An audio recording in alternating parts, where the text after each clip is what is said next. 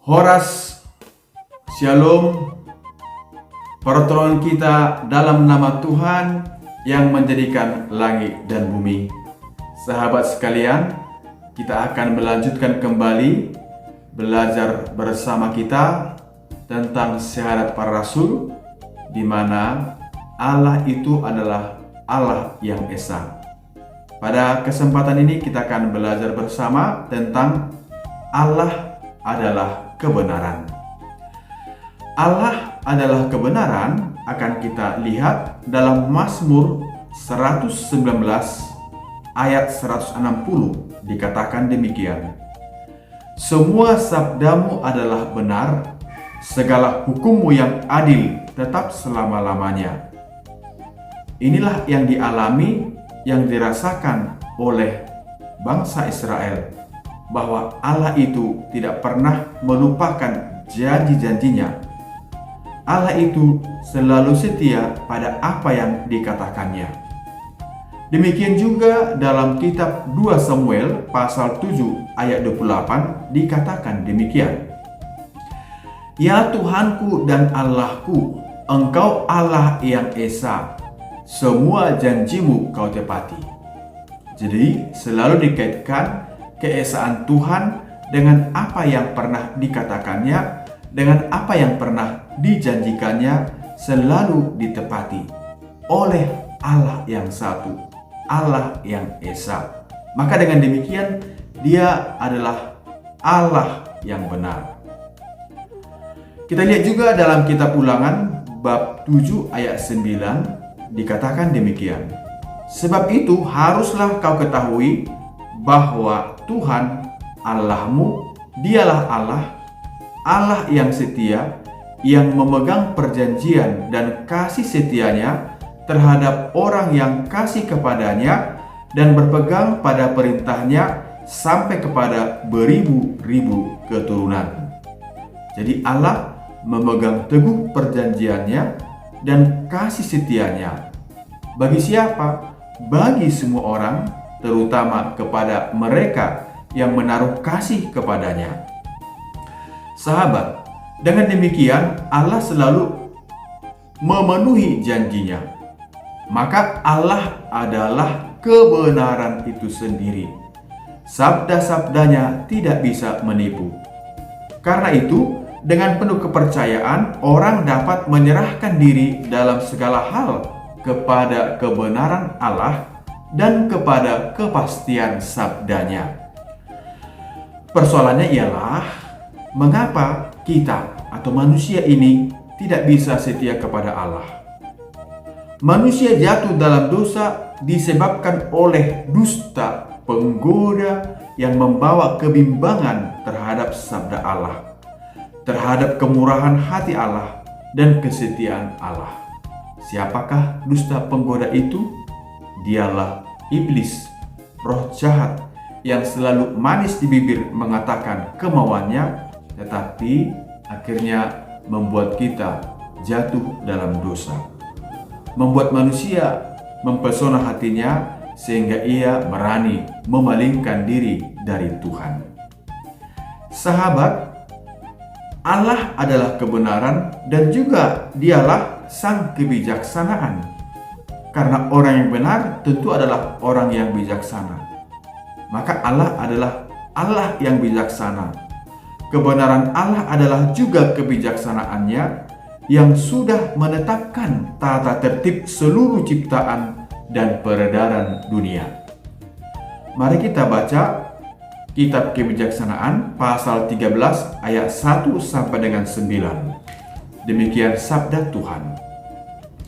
Sungguh tolol karena kodratnya semua orang yang tidak mengenal Allah sama sekali, dan mereka tidak mampu mengenal Dia yang ada dari barang-barang yang kelihatan. Dan walaupun berhadapan dengan pekerjaannya, mereka tidak mengenal senimannya. Sebaliknya mereka menganggap sebagai Allah yang menguasai jagat raya ialah api atau angin ataupun udara kencang. Lagi pula lingkaran bintang-bintang atau air yang bergelora ataupun penerang-penerang yang ada di langit. Jika dengan menikmati keindahannya mereka sampai menganggapnya Allah. Allah di sini adalah Allah huruf kecil. Maka seharusnya mereka mengerti betapa lebih mulianya penguasa kesemuanya itu. Sebab Bapa dari keindahan itulah yang menciptakannya. Jika mereka sampai dipesonakan oleh kuasa dan daya, maka seharusnya mereka menjadi insaf karenanya. Betapa lebih kuasanya lagi pembentuk kesemuanya itu. Sebab orang dapat mengenal Khalik dengan membanding-bandingkan kebesaran dan keindahan ciptaan-ciptaannya. Namun demikian, dalam hal ini mereka hanya sedikit saja salahnya, sebab mungkin mereka hanya tersesat, tetapi mereka mencari Allah yang sesungguhnya dan berusaha menemukan Allah itu. Karena mereka sibuk dengan pekerjaan Allah dan berusaha menyelidikinya, dan mereka terharu oleh yang mereka lihat, sebab memang indahlah hal-hal yang kelihatan itu. Tetapi bagaimanapun juga mereka tidak dapat dimaafkan.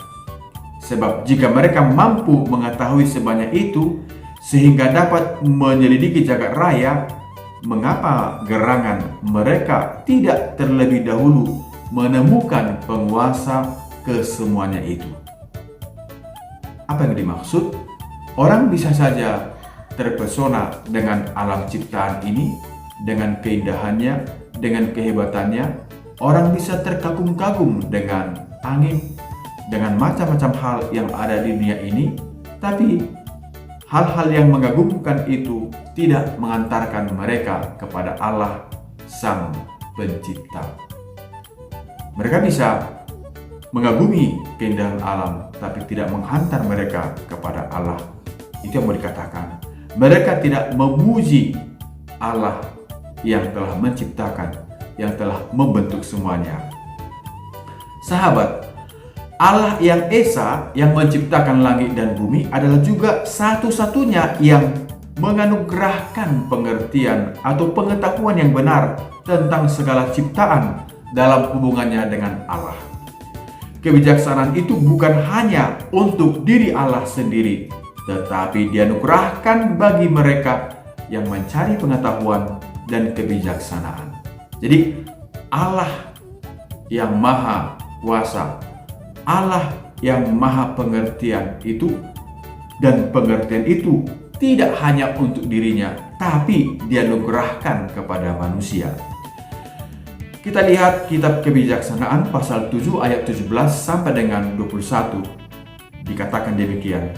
Sebab ia sendiri telah memberi aku pengetahuan yang tidak menipu tentang segala-galanya yang ada, supaya ku kenal susunan alam semesta dan daya anasirnya, awal dan akhir serta pertengahan masa, bila mana matahari berubah peredarannya dan musim silih berganti, supaya ku kenal perputaran tahun dan tempat bintang-bintang, tabiat hewan dan naluri binatang buas, tenaga para roh dan pikiran manusia, jenis tumbuh-tumbuhan dan guna sekalian akar. Aku mengenal segala yang tersembunyi maupun yang nyata, oleh karena siniwati segala sesuatu, yaitu kebijaksanaan mengajar aku. Sahabat, itu berarti setiap kita, setiap orang memiliki peluang atau potensi untuk memperoleh pengetahuan dan kebijaksanaan dari Allah. Tentu ini datangnya bukan bim salah bim. Maka kita harus belajar terus-menerus. Selama kita hidup, kita belajar. Dan pengetahuan itu akan membawa kita akan kekaguman pada Allah, membawa kita kepada pujian dan penyembahan kepada Allah, karena kita disadarkan bahwa Allah lah yang melakukan, menyelenggarakan segala yang baik dan indah itu. Allah adalah juga benar apabila ia mewahyukan diri.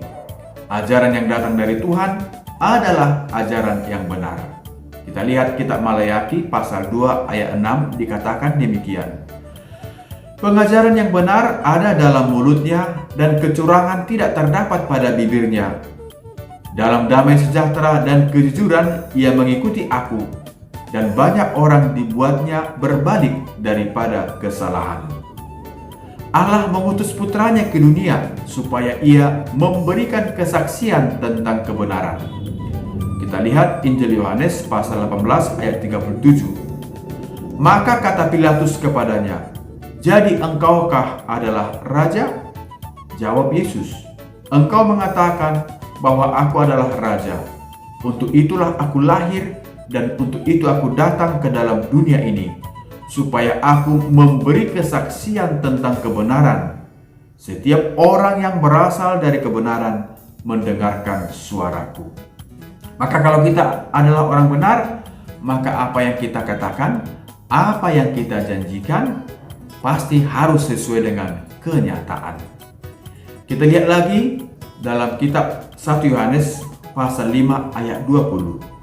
Akan tetapi kita tahu bahwa anak Allah telah datang dan telah mengaruniakan pengertian kepada kita, supaya kita mengenal yang benar, dan kita ada di dalam yang benar, di dalam anaknya Yesus Kristus.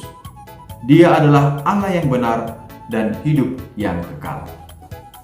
Sahabat sekalian, semoga pelajaran yang baru kita dalami bersama menghantar kita kepada Allah adalah kebenaran. Jika kita mempercayai Allah adalah kebenaran, maka kita menjadi orang yang benar. Kita akan berusaha mewujudkan apa yang kita katakan, melaksanakan apa yang kita janjikan. Seperti Allah dalam perjanjian lama, tidak pernah menyeleweng dari perjanjiannya, tidak pernah ia berdusta, tetapi ia setia dengan cintanya mengasihi umat Israel. Demikian juga Allah dalam diri Tuhan kita Yesus Kristus, setia sampai mati. Mari kita berdoa bagi mereka yang menderita, terutama akibat perang yang ada di dunia ini. Semoga para penguasa, pemerintah memperhatikan nilai-nilai kemanusiaan daripada nilai-nilai ekonomi dan politik, supaya tidak semakin banyak manusia jatuh menjadi korban. Amin. Pertolongan kita dalam nama Tuhan yang menjadikan langit dan bumi. Horas Kombur Tondi.